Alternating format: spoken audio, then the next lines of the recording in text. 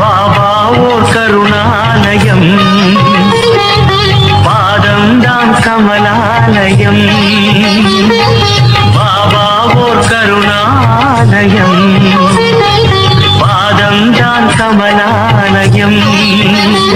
சாயப்பா உறவுகள் அனைவருக்கும் வணக்கம். சாயப்பா மேல் நம்பிக்கை வைத்து அவரை நினைத்துக் கொண்டிருக்கும் உங்கள் அனைவரின் வேண்டுதலையும் சாயப்பா நிறைவேற்றுவார். நல்லதையே நினைப்போம், நல்லதே நடக்கும்.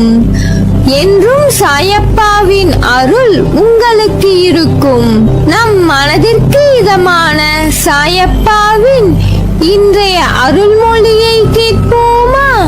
அன்பு குழந்தையே, நீ சந்தோஷமாக வாழப் போகிறாய். உன் வாழ்க்கை வசந்தமாக மாறப்போகிறது.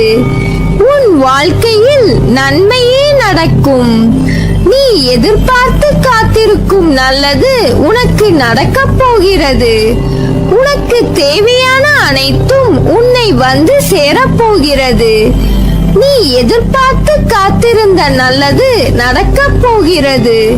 உன் ஆசைகள் நிறைவேறப் போகிறது. உனக்கான அனைத்துமாய் உன் சாயப்பா இருப்பேன். உனக்கு துணையாக நான் இருக்கிறேன். எதற்கும் அஞ்சாமல் உன் லட்சியத்தை நோக்கி போய்கொண்டே இரு.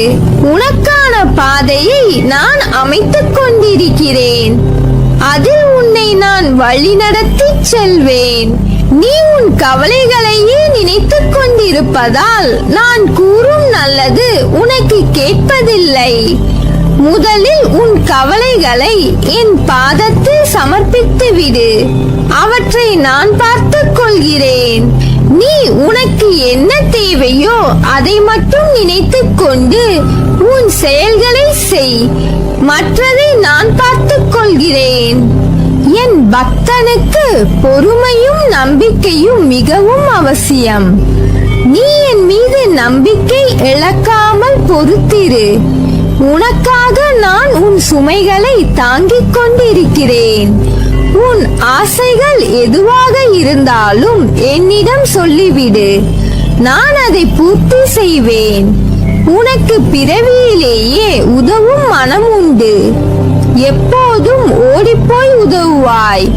ஆனால் உனது கஷ்டங்களை பங்கு போட யாருமே முன்வரவில்லை.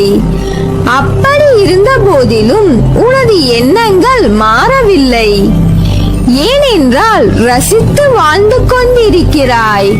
உன்னை போல் யாருமே இல்லை. கொடுத்து பழக்கம், வருத்தி பழக்கம் இல்லை.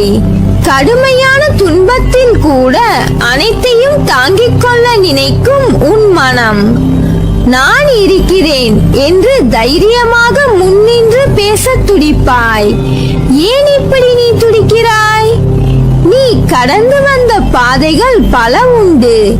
வாழ்க்கையில் அனைத்தும் கிடைத்து அனுபவிக்க முடியாமல் அனைத்தையும் இழந்து மீண்டும் ஏறி வந்த பாதையை தேடி வந்திருக்கிறாய்.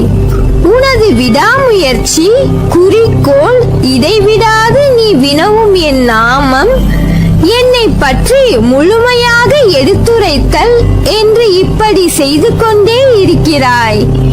எந்த சூழ்நிலையிலும் கவலை வேண்டாம், கலங்காதே. நான் உன்னை பாதுகாப்பேன். உண்மையான பக்தி ஒன்றே வாழ்க்கையில் மேலே வருவதற்கான அறிகுறி.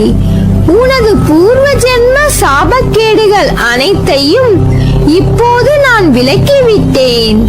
நீ இழந்தது அனைத்தும் மீண்டும் உனக்கு தேவைப்படும் காலத்தில் உன்னை தேடி வந்தடையும். காத்திரு. உன் வாயிற்கதவை தட்ட விரைவில் நான் வருவேன். அப்பா, நான் இருக்கிறேன், கலங்காதே. உன் வாழ்வு என் கையில். வசந்தம் வரும் உன் வாழ்வில்.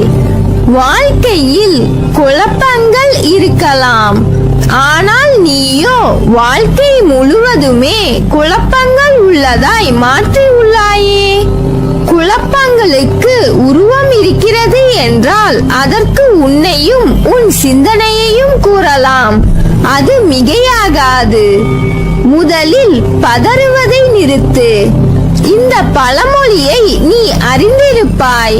பதறாத காரியம் சிதறாது. இந்த சொற்கள் உனக்கு தெரிந்த சொற்களாக இருந்தாலும் அதை நினைவில் வைக்க மறந்திருக்கிறாயே. பாதைகளை நீ தேர்ந்தெடுக்கிறாயோ அல்லது உன்னை அறியாமல் ஒரு வழிகாட்டியாய் நான் விட்ட வழி என்று யோசிக்கிறாயோ? அது பிரச்சனை இல்லை. ஏனென்றால் அது நான் காண்பித்த வழி என்று உணர்ந்து விட்டாய்.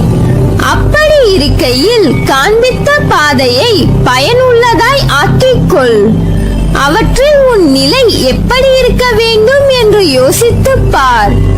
அதை வீணாக்குகிறோம் என்ற எண்ணம் எப்போது உனக்கு தோன்றுகிறதோ அன்றே நீ அறியாமையில் நம் பாதை சரிதானா என்ற நினைப்பில் நீ தூங்கியதற்கு ஒரு விழிப்பு வந்துவிட்டது. உன் கையை நான் பிடித்துள்ளேன். நிச்சயம் உனக்கான வழியில் நீ சென்று வெற்றி பெறுவாய். உனக்கு அந்த பாதையில் உள்ள பயணத்தில் ஒன்றும் தெரியாது என்று நினைப்பை அகற்று.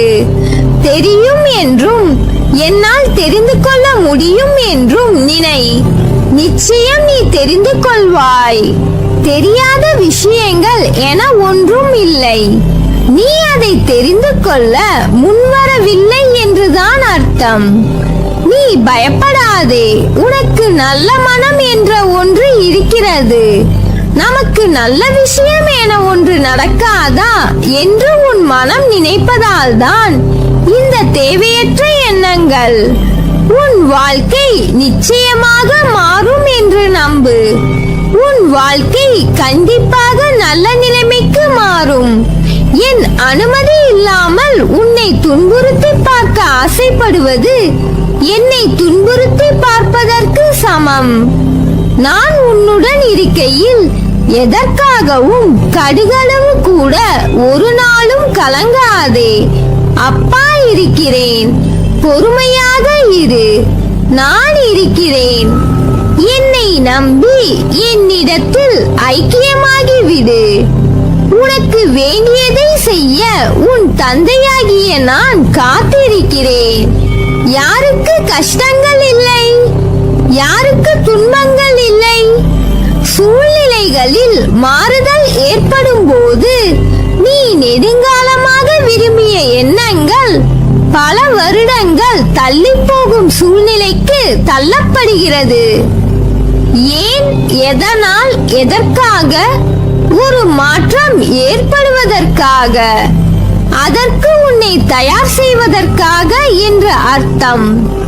பொறுத்திரு, காத்திரு. அனைத்தும் நடக்கப் போகிறது. துன்பங்கள் உன்னை விட்டு அகலப் போகிறது. நிச்சயம் ஒரு நாள் உன்னை உயர்ந்த நிலைக்கு கொண்டு வருவேன். எவ்வளவு தூரம் சென்றிருந்தாலும் உன்னை இழுத்து கொண்டு வந்து எனது இரு உள்ளங்கைகளில் வைத்து பொக்கிஷம் போல் பாதுகாப்பேன். துயரங்களை தருகிற நான் அதிலிருந்து எப்படி வெளியே வருவது என்ற போதனையையும் உனக்கு வழங்குவேன்.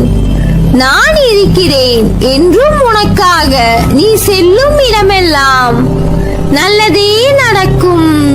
நீ என் பரிபூர்ண அருளும் ஆசீர்வாதமும் அன்பும் பெற்ற என் செல்ல பிள்ளை.